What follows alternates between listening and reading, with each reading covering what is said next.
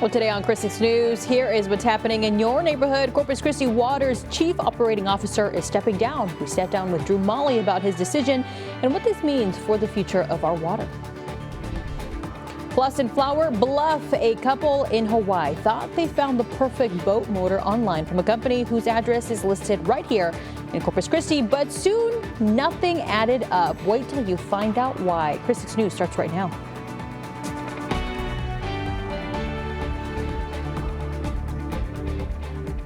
Well, good evening and thank you for joining us. I'm Clara Benitez Cortez and we got some rain on the horizon. So let's go ahead and check in with meteorologist Stephanie Lauber on what neighbors need to know, where it's coming from, when can we expect it? You know, I think a lot of folks thought, I didn't see any rain, wasn't for me. We're looking at a later timeline today because showers kind of started out west and are now tracking east. That's not something we typically see. It's a different weather pattern today. So here's what's been going on for the past couple of hours. You see behind me this line of storms that's been kind of following that 59 corridor shape and heading south. This is a product of two different masses of air. So we had the sea breeze come in earlier that cleared out the clouds, gave us a beautiful blue sky that you can still see on our sky cams facing east. However, storms up by San Antonio, they have caused a line of storms out ahead of it. So when those two lines meet, kablooey, we get thunderstorms that are looking like this. Sinton, heads up, you're about to get a good downpour here, and this stretches throughout most of the western portion of San Patricio County, including Lake Corpus Christi. There have been a couple of showers with less intensity near Choke Canyon, which is good news because today we've got a drought update. And as in weeks past, it's a bit of a struggle, but we'll continue to track this activity in your neighborhood and tell you when you can put the umbrella away coming up. All right, Steph, thank you. And at a time when water is one of the biggest concerns for Corpus Christi, the city's top water official is stepping down. Chief Operating Officer Drew Molly has announced his resignation. The announcement came down last night. Molly was appointed to the position by City Manager Peter Zanoni last January, but he served as interim Chief Operating Officer since September 2023. Molly sat down with Neighborhood News reporter Alexis Scott to discuss his decision to walk away. And I would never, ever leave a place and put it in vulnerable conditions. I would never do that. And so I feel like what I've been able to do is put us into a position where we've got huge, tremendous successes that we continue to drive forward. And we're going to have a team that's going to be able to execute that. Well, Molly added that his decision to step away was due to another job opportunity. His last day is September 3rd. And speaking of water, let's take a look at how our lake levels are doing right now, and it's not that great. We have now dipped below 14% on our combined capacity, or combined reservoir capacity, and 13.9 to be exact. 1 month ago, we were at 14.8%, and just 6 months ago, we were at 18.1%. Individually, Choke Canyon Reservoir is at 12.3%, while Lake Corpus Christi Reservoir is at 18.1% capacity. And just a reminder, we are still under Stage 3 water restrictions. Some of those restrictions include no lawn watering. Home car washing is limited to hand washing with a 5-gallon bucket on your designated watering day. Swimming pools can be maintained but must have covers on when not in use. Hand watering of gardens and plants is allowed, but only before 10 a.m. and after 6 p.m. And foundation watering by drip irrigation is allowed every other week on your designated watering day. Now to a story that we've been following. Joe David Padron was back in court today as his legal team once again urged prosecutors to quickly resolve his case after more than 2 decades behind bars. Padron spent 19 years in prison for a double murder in Corpus Christi. His conviction was overturned in April due to false testimony from jailhouse informants. The case has been delayed because of evidence files that were destroyed in 2017. Hidalgo County prosecutors are now looking at the case because current district attorney Jimmy Granberry was part of the initial team who was defending Padron back in 2002. They now have up to 30 days to decide whether to retry the case or dismiss it entirely. Padron was released on bail in 2023. And we're learning more about what happened in last night's shooting on Ayers. It was just after 6 o'clock when police were called to the Ayers Market near Arlington. Police say a fight at the store was what led to the shooting. The suspect has been identified as 33-year-old Ernesto Mondragon. He's been charged with 9 counts of aggravated assault with a deadly weapon. As for the victim, they're expected to be okay. I'm Michaela Chavez, your Sunrise Neighborhood News reporter on the South Side. Back in March, President Trump declared English as the official language of the United States. Now the Department of Housing and Urban Development has just adopted a new English-only policy for its services and materials. I looked into what this means for people here. According to the 2020 U.S. Census, more than 60% of Corpus Christi's population is Hispanic. About half of that number speaks a language other than English at home. That includes Melanie Sandoval, who used to work at a leasing office. She says being bilingual often made her a bridge for others. If they came into the office and I knew that they were struggling to complete a sentence, I would just gladly translate for them. She says she sees firsthand the difference translation can make. We've navigated situations where I've had to interpret for medical staff as a child. Prior to the English-only push, the Housing Department provided resources in more than 200 languages. The goal was to help people with limited English better access affordable government services. Sandoval says the change could be harmful for families just starting out. Our American dream isn't to learn English and only speak English. Our American dream is to live a safe and comfortable life, because in other places we may not have it. HUD officials say the new policy could save taxpayer dollars, but critics of the new policy say it can also make it harder for people to find the resources that they need. You're looking for an apartment, you're looking for a home. How are you going to do it if you don't understand the language? The Department of Housing and Urban Development followed the Justice Department's guidance issued last month to all federal agencies on how to carry out Trump's executive order. Language is not a political debate. It is a skill, especially if you're in the service industry, like the government, which is a service that we use. HUD says the policy is meant to unite the country under one language while continuing to support vulnerable Americans. For an organization that claims that they want to help, this isn't something that's helpful. This is actually something that's taking away resources from the community and excluding an entire community for the language that they speak. And that, in my book, is discrimination. The Housing and Urban Development Department will continue to maintain its services for those with vision and hearing impairment. On the South Side, I'm your Sunrise reporter, Michaela Chavez, Chris 6 News. All right, thank you, Michaela. And tensions are rising between the United States and Venezuela. The United States is deploying 3 battleships to waters around Venezuela in what the Department of Defense is calling anti-narcotics efforts. This comes after Venezuelan Tren de Aragua was labeled as a foreign terrorist organization back in March. And just last month, a $50 million reward was put out for the arrest of Venezuelan President Nicolás Maduro, who the Trump administration says is a narcotics trafficker who is working with cartels to flood the U.S. with fentanyl-laced cocaine.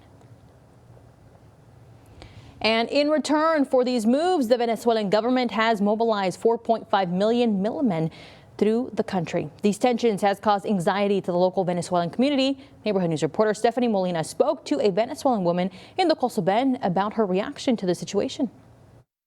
I want these people leave the country, and that is it. I don't want it more than that. But I don't know what really is in the negotiation with these people. In a statement earlier this week, Maduro said, quote, "The empire has gone mad and has renewed its threat to Venezuela's peace and tranquility." Well, last night, the Texas State House of Representatives passed the redistricting bill, and the Senate is expected to get it to the governor's desk before this weekend. But what are some of the other items on the agenda for this second special session? Well, the second special session includes all items from the first session agenda that weren't voted on during that session. So some of those additions are penalties for members who are willfully absent during a session, legislation to authorize the purchase of ivermectin at a pharmacy, and a groundwater study for East Texas aquifers. A woman from Hawaii says she tried to buy a boat motor online from a business that says it's in Flower Bluff, but we found the business doesn't even exist. She reached out to Chris 6 News after she says she spotted several red flags. Donna Picard says she tried purchasing the motor from a company called Next Gen Outboards, which has listed its address as 1216 Waldron Drive in Corpus Christi. But there's no Waldron Drive in the city, only Waldron Road. And according to LoopNet, a commercial real estate website, no such business exists at that location. It didn't say it was paying Outboard the Next Gen company name. It had an individual's name, LLC. KRIS 6 News also checked with the Better Business Bureau of the Coastal Bend. No complaints have been filed on the company. Attempts to reach Next Gen Outboards for comment have not been successful. For the full story, that's airing here on KRIS 6 at 6. Big news for FBISD students. I'm Ana Conejo in Flower Bluff telling you about a $100,000 grant and how it's helping open some new career paths for some students. You're watching KRIS 6, part of the Scripps News Group. Flower Bluff ISD is one of 2 districts being awarded with a $100,000 grant from the Port of Corpus Christi. I'm Ana Conejo, your neighborhood news reporter, showing you how this funding will help launch a new maritime program and how this will impact the Coastal Bend. Flower Bluff school leaders and representatives from the Port of Corpus Christi gathered this week for a photo op. The group announced a grant worth $100,000 was going to some of the district students to help launch a maritime program. I think it's super cool that we get to do this in high school. Barrett Matthews is one of the district's career, technology, and education students. Superintendent Chris Steinbrook says the grant comes at the perfect time. So now we feel at Flower Bluff we're taking it by land, air, and now sea. The district says the maritime program offers hands-on learning and environmental stewardship. As a senior, trying to go into the aviation industry, I think this is really awesome because it opens doors to my future. Like, I kind of get a small glimpse of what it could be like. Steinbrook says along the other CTE programs, the maritime program brings several jobs to the Coastal Bend. There's so many career opportunities here locally, so we're trying to keep our talented kids here. District officials say that the maritime program will launch next school year. Reporting in Flower Bluff, I'm your neighborhood news reporter, Ana Conejo, KRIS 6 News. Ana, thank you. And George West High School will now have a new medical class in several classes thanks to a grant from the Texas Workforce Commission. Principal Sean Cunningham is always on the look for resources like the Job and Education for Texan grants, also known as the JET grant. This will allow George West ISD to purchase medical equipment for these specific courses. Their hope is to give students interested in the medical field and hands-on training. Cunningham says this is life-changing for his students. It's a large sum of money. It's going to be used to purchase incredible equipment that the students are actually going to utilize out in the workforce. So it's giving them hands-on training right now with the real equipment and tools. Now we speak with one of the students excited for these new courses tonight at 6 o'clock. It's time to take a look at traffic and how are the roads looking, Stephanie? Well, we're about to get some rain that could complicate the ride home. So let's show you what's going on right now across SPID. You're saying, Stephanie, rain, come on, there's sunshine, but they're on the way and we'll be moving into the Corpus Christi greater area here in a bit. We don't see much slowdown there in SPID, not doing too bad along 37 or downtown, just the usual afternoon activity, early evening commute to go home, making things a little bit slower where the Crosstown and SPID interchange, especially approaching that Castores exit on SPID. Staples, not as bad considering how we're usually looking between about Everhart and Saratoga. Be careful, we're going to have some slowdowns. I'll tell you about that rain on the way right after this break.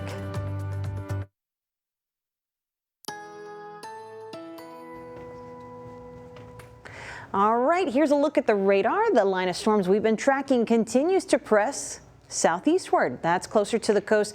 There have been a lot of these cells kind of bubbling up over the last hour or two. So let's get a closer look at how the rain is panning out across some of our neighborhoods. Pausing the radar, you can see the bright yellows, oranges, and reds now approaching the 77 corridor from a line basically near Woodsboro all the way back toward Alice and Freer.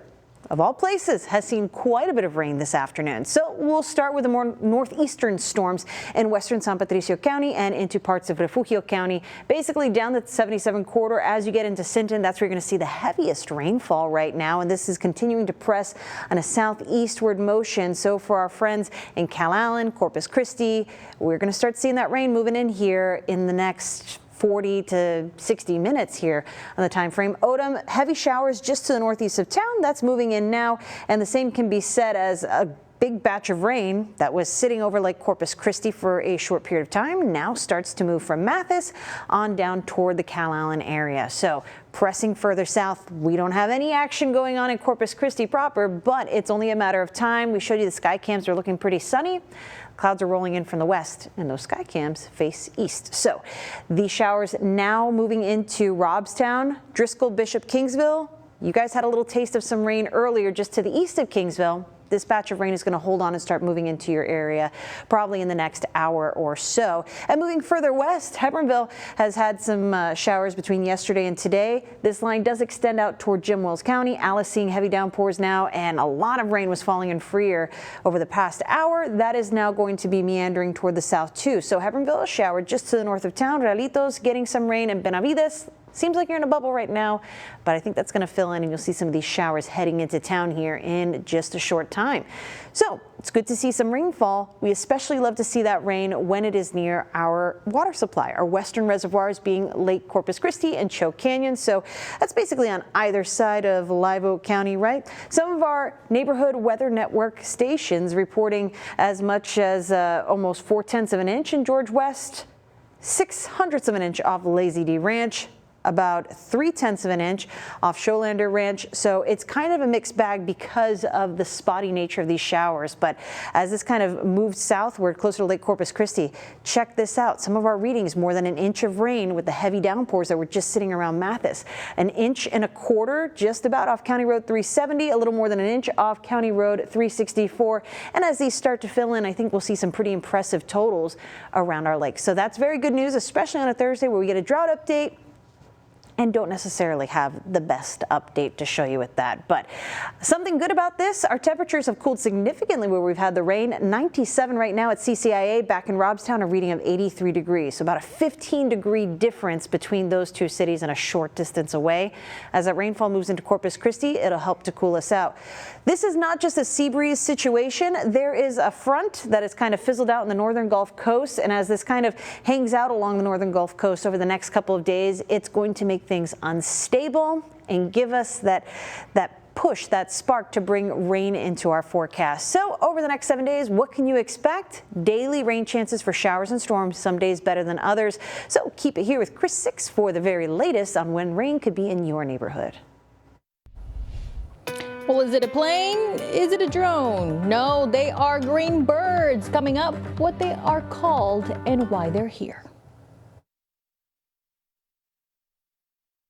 You're watching Chris 6, part of the Scripps News Group. If you've spotted flashes of green darting across the sky of Corpus Christi, you're not alone. We've seen these bright birds right outside of our station, so we wanted to find out what are these birds and how did they end up here? Well, these are Quaker parrots, also known as monk parakeets. Experts from the South Texas Botanical Garden say they are an introduced species native to South America. In Corpus Christi, they've been spotted across the city, and if you are wondering whether they pose a threat to local bird species, the expert says they don't. Really, Quaker parrots or monk parakeets, they're pretty pacifistic. They get along very well with other birds. They can be a bit noisy here and there, but I think that's most birds in general. Now, if you find one of these injured birds, contact Texas Sea Life Center, Wings in Rockport, or also the Texas Parks and Wildlife, which can also help rehab these birds. And high school football season is almost here. With kickoff just 1 week away, Larissa Liska will be showing us the Chris Super 6 Showcase, highlighting 6 senior running backs looking to shine on the gridiron this fall. That will air tonight at 6:30 on Chris TV. And coming up next on Chris 6 News, we'll look at what furry feline you can give a new home today. Plus, one last look at your 7-day forecast when we come back. You're watching Chris 6, part of the Scripps News Group. Well, Chris 6 News has teamed up with the Gulf Coast Humane Society for the Clear the Shelter initiative. All this week, we've seen some pretty cute pets. And today's furry friend is Marge Simpson. Marge is a 4-year-old domestic shorthair who is seeking a new friend to start the next chapter in her life. Marge is a little shy and loves her independence, but she is warming up to human affection. If you would like to meet Marge, head on over to the Gulf Coast Humane Society at 3118 Cabinets Parkway. And we love the torties. They're very friendly. She probably just needs some time to warm up too. But hey, you know what? Good cuddle buddies for the kind of weather that is moving in now. We're giving the view from our SPID Skycam. Now we're looking west. And let me show you what this looks like on the radar. That is the rain moving on into town here. The radar loop over the last 30 minutes showing that 77 corridor is about to have some good downpours. This will be moving into Corpus Christi here probably by the time you see us for Chris 6 News at 6. All right, we will see you then. Have a good one. Bye.